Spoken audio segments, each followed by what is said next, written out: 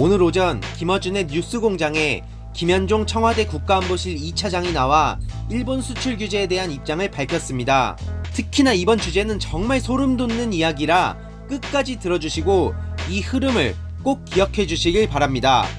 김현종 차장은 15년 전 한미 FTA를 말한다라는 책을 통해 일본과의 FTA 협상을 깼다고 밝힌 바 있습니다. 과거 그는 미국과의 FTA를 체결하면서 FTA주의자라는 소리까지 들으며 진보 진영의 비판을 받기도 했는데요. 그럼에도 불구하고 그가 일본과 FTA를 깬 이유가 바로 제2의 한일 강제 병합이 될 수 있다는 우려 때문이었다고 합니다. 당시 일본과 부품 소재 분야에서 격차가 컸던 대한민국, 핸드폰 하나를 만들어도 50%가 일본산 부품이었다고 하는데요. 이에 김대중 전 대통령은 부품 소재 특별법을 만들고 투자를 하면서 경쟁력을 키웠지만 그래도 갈 길이 멀었다고 합니다. 이에 노무현 전 대통령에게 그는 직접 제2의 한일 강제 병합이 될 것이라 보고를 하며 FTA는 관세를 제거하지만 비과세 무역 장벽이 남아있다는 걸 공개했다고 합니다. 쉽게 말해 일본산 화로차가 국내에 들어오는 건 쉽지만 반대로 우리 화로차가 들어가려면 10가지 이상 까다로운 통관 절차가 있는 겁니다. 그리고 와이셔츠 컬러에 들어가는 핀 아시죠? 거기도 규격이 있다고 하는데 실제 1970년대 김우중 전 대우그룹 회장이 와이셔츠를 일본에 수출하려고 했으나 핀의 길이, 넓이 등 애로사항이 정말 많았다고 합니다.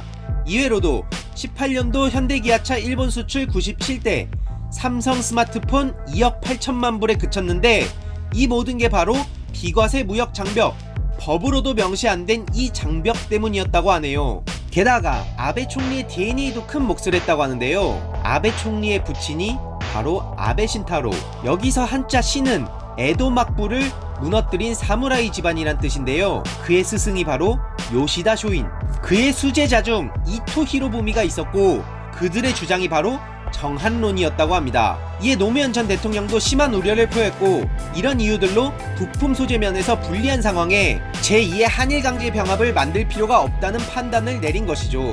지금은 10년간 우리가 부품 소재 분야에서 16%의 기술력이 향상되었다고 하는데요. 물론 아직까지 격차가 다 해소된 것은 아니지만 문재인 대통령은 우리가 이길 수 있다고 확신하는 상황이라고 합니다.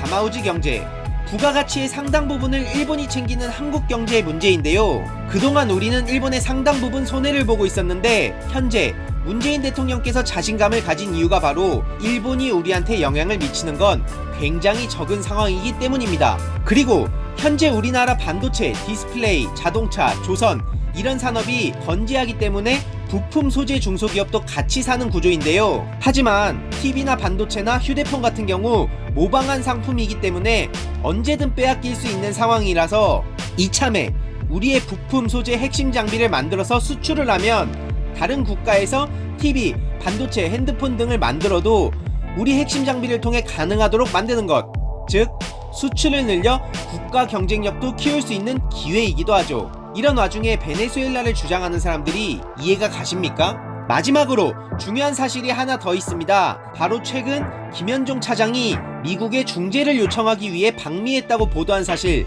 다들 기억하시죠? 하지만 알고 보니 중재를 요청한 일이 없었다고 합니다. 그는 우리나라의 대법원 강제징용 배상 판결에 대해 3권 분립을 설명했다고 하며 65년 한일협정을 뒤집은 것도 아니고 반인도적인 부분에 대해서 개인 청구권이 살아있다고 설명을 한 것이라고 합니다. 1882년에 있었던 조미수호 통상조약은 한국과 일본 간 문제가 있으면 미국이 중재한다고 되어 있는 건데 과거 루스벨트 대통령은 이 조약의 전제가 조선이 나라에 구실을 한다는 전제하에 맺은 것이기 때문에 조선이라는 나라가 약하니 미국이 그걸 조정 안 해도 된다고 해서 이게 결국 가스라 테프트 밀약으로 이어졌다고 하네요. 김현종 차장은 중재라는 건 결국 한쪽 편을 들어야 하는 것이라고 말하며 중재를 요청하는 순간 청구서가 날아온다는 무서운 이야기를 전했습니다. 쉽게 요약해보자면 김현종 차장은 대한민국의 입장을 설명하러 간 것이며 미국이 한미일 공조와